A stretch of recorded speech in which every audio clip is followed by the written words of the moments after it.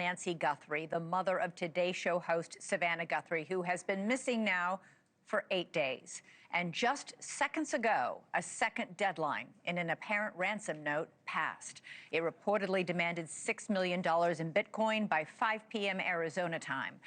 We don't know whether the Guthrie family paid their mother's alleged captors. They put out a video over this weekend saying they were ready to.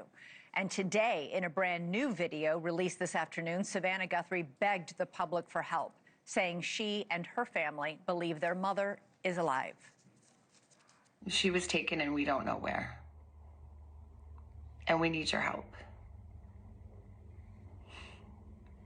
So I'm coming on just to ask you, not just for your prayers, but no matter where you are, even if you're far from Tucson, if you see anything, if you hear anything, if there's anything at all that seems strange to you, that you report to law enforcement.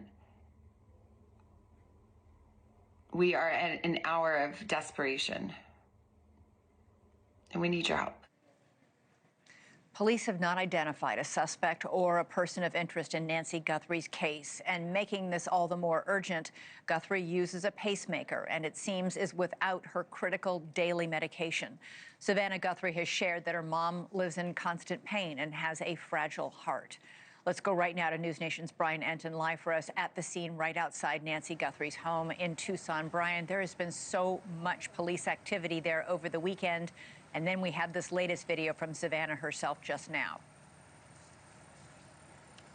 Yeah, the video was certainly striking, Elizabeth, because the other videos released by the family have all been directed at a possible abductor and pleading to a possible abductor, where the tone of this one was very different, and Savannah was really just talking to the public in general and asking the public for help, which makes you wonder, are they no longer confident in those ransom notes that we have been reporting on for the last week or so?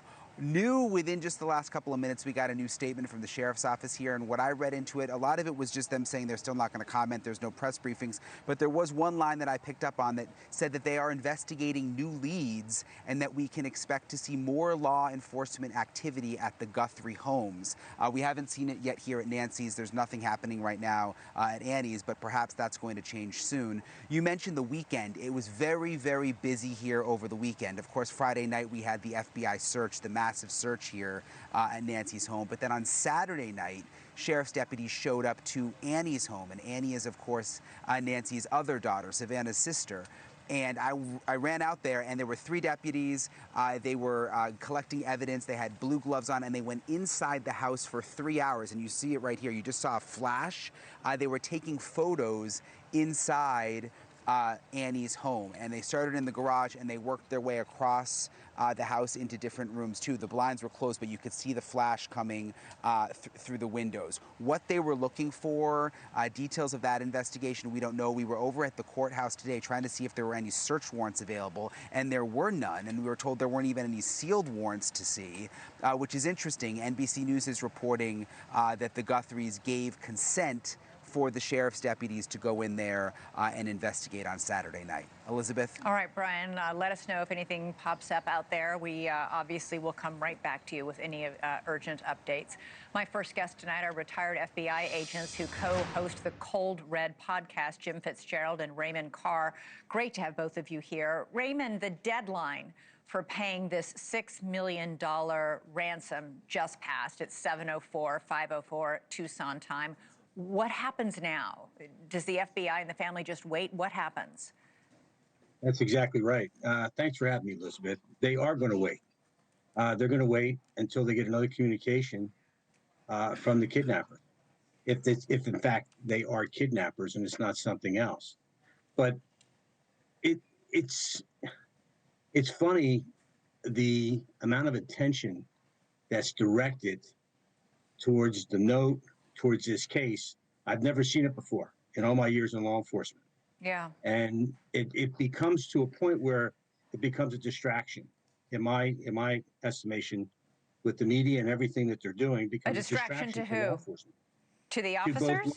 To law enforcement and to what they're trying to do, because there's a lot of information that goes out, and you have to understand that the individuals that are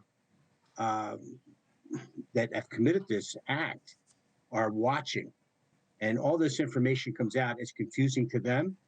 It's confusing to law enforcement, because if they're confused, then they're not going to communicate with law enforcement, because they're kind of worried about different things, or worried about showing their hand here.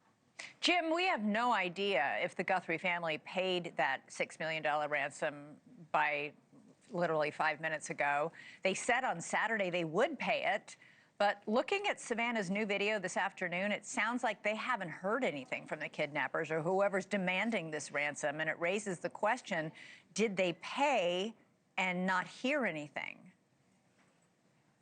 Yeah, and because these types of cases are unprecedented, not only in the U.S., but pretty much the Western world, we don't know what the next step may be for some people.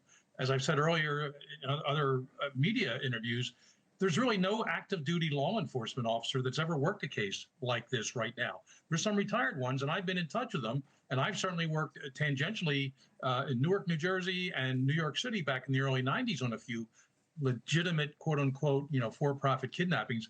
But, all along, the kidnappers have kind of been in charge. They're the ones that have been setting deadlines and putting messages out there, and everyone was running around and trying to,